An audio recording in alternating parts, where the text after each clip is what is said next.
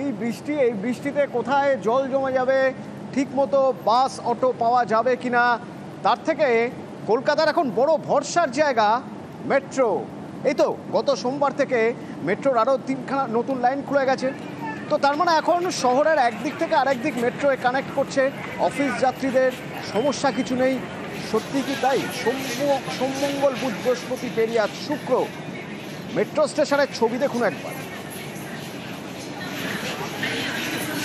ঠিক ঠিক করছে ভিড়, গিজগিজ করছে মানুষ। এত ভিড়ের মধ্যে অফিস টাইমে কি রেজাল্ট হয়? মেট্রোর গেট বন্ধই হয় না, তাতে ভোগান্তি আরও বাড়ে। যেমন দমদমে আমরা এক সপ্তাহ ধরে প্রবলেম ফেস করছি, এটা দেখে না ওরা, এগুলো ওরা দেখবে না। সরাসরি আবির আমার সঙ্গে রয়েছে। আবির, যখন এরকম একটা অফার, এরকম একটা ভালো বিষয় যেখানে মেট্রোর মাধ্যমে কলকাতার এক প্রান্ত থেকে আরেক প্রান্ত, এমনকি হাওড়া পর্যন্ত পৌঁছে যাওয়া যাচ্ছে সেক্টর 5 থেকে, এরকম একটা সুযোগ করে দেওয়া হয়েছে।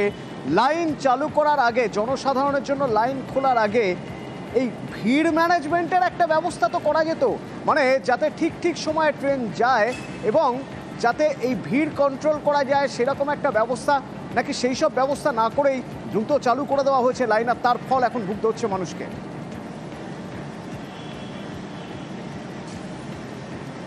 অতনুপ, প্রথমত হচ্ছে যে কলকাতা শহরে একাধিক সেকশনে একাধিক লাইনের মেট্রো চলছে। যে জায়গাকার এই অব্যবস্থা নিয়ে আমরা ছবি দর্শকদের সামনে তুলে ধরছি, সেটাই হচ্ছে দেশের প্রথম মেট্রোর, যেটা বর্তমানে ব্লু লাইন হিসেবে পরিচিত। এবং এই দমদম থেকে বা পিছিয়ে যাই দক্ষিণেশ্বর থেকে একেবারে ক্ষুদিরাম, কারণ এখন তো কবি সুভাষ অব্দি মেট্রো যায় না, এই সেকশনের চেহারাই সব থেকে খারাপ। তুমি বলছিলে ক্রাউড ম্যানেজমেন্টের কথা, ক্রাউড ম্যানেজমেন্ট সিস্টেম তো নেই। তার থেকেও বড় কথা হচ্ছে যে এখানে অপারেশনসের জন্য যে ধরনের কর্মীর প্রয়োজন সে ধরনের কর্মীর সংখ্যা নেই।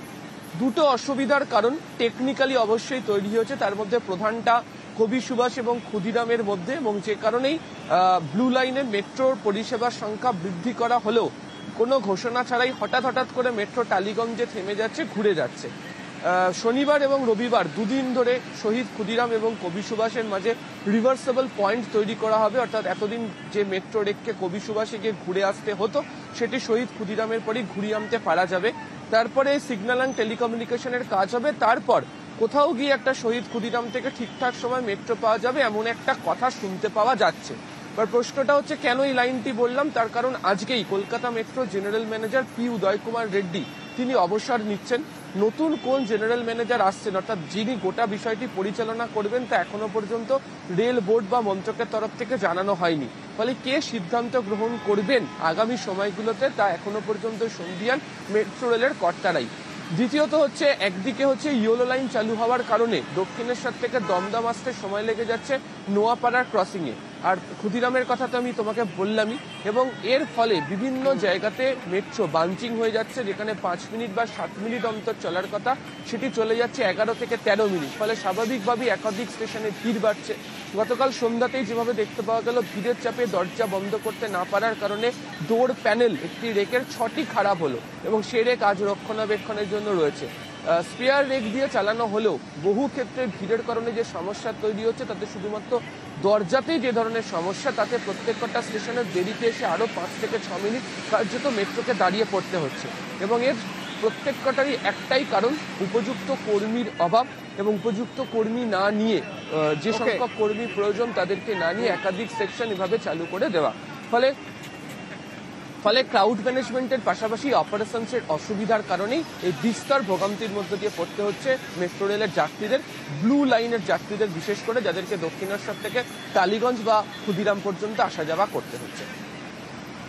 ধন্যবাদ। আমি দুর্ভোগ হচ্ছে, আগের যেরকম মেনটেনেন্স ছিল সেরকম মেনটেনেন্স নেই, দেরি হচ্ছেই। আমি তো এখন 4টে গাড়ি ফেল করে এখন এলাম, যবে যে ওই কবি সুভাষের হয়েছে তবে থেকে দুর্ভোগ রোজকার ভোগ করছি। নেতাজি কুদঘাট থেকে উঠছি, টালিগঞ্জে আমি দাঁড়াচ্ছি, ওখানে কিছুক্ষণ দাঁড়াচ্ছে, ওইখানে দাঁড়াচ্ছে, ডেলিকার দুর্ভোগ। এখন যা স্টার্ট হয়েছে কিছু বলার নেই। আমি ডিসাইড করলাম যে বাসে করে যাব, ফেরার সময় অ্যাটলিস্ট। দুর্বিষহ, ওঠা যাচ্ছে না, রোজের। পরপর দোকানে ট্রেন ড্রপ দেওয়ার জন্য প্রচণ্ড ভিড় হচ্ছে। অবশ্যই আগে তো ব্যবস্থা করবে যে কীভাবে কী হচ্ছে, এগুলো প্যাসেঞ্জারের কোনো অসুবিধা হচ্ছে কি না, আগে তো ট্রেনের ব্যবস্থা করে রুট চালু করবে। রুট চালু হয়েছে, আমরা সবাই খুশি, প্রতিদিন তো এটা চলতে পারে না। এটা একটা আশু সমাধান প্রয়োজন, যাতে করে যাত্রীরা আগে যেমন সাশ্রয় যেতে পারতো সেইভাবে যেতে পারে। আগে যেতাম সুবিধায় যেতে পারতাম, এখন সেই সুবিধায় যেতে পারছি না, ভিড় হচ্ছে, এত ঠেসাঠাসি বেরোনো যাচ্ছে না, ওঠা যাচ্ছে না, বেরোবার চেষ্টা থাকছে না, যে আমি বেরিয়ে যাবো নামবো সেও অবস্থা থাকছে না। করেছে ঠিক করেছে, কিন্তু গাড়ি বাড়ানো দরকার ছিল, গাড়ি ঠিক টাইমে চালানো উচিত ছিল, সেইটা মেনটেন করে তারপর এটা করা উচিত ছিল। গ্রিন লাইনটা শুরু হয়, গ্রিন লাইনটা শুরু হচ্ছে, ভিড় বেড়েছে একটু, তো ওর জন্য একটু এটা ট্রান্সপোর্টটা বাড়াতে হবে, মেট্রোটা বাড়াতে হবে একটু। बहुत रश हो गया है। आई थिंक मेट्रो सर्विस और बढ़ाना चाहिए, फ्रिक्वेंसी बढ़ाना चाहिए।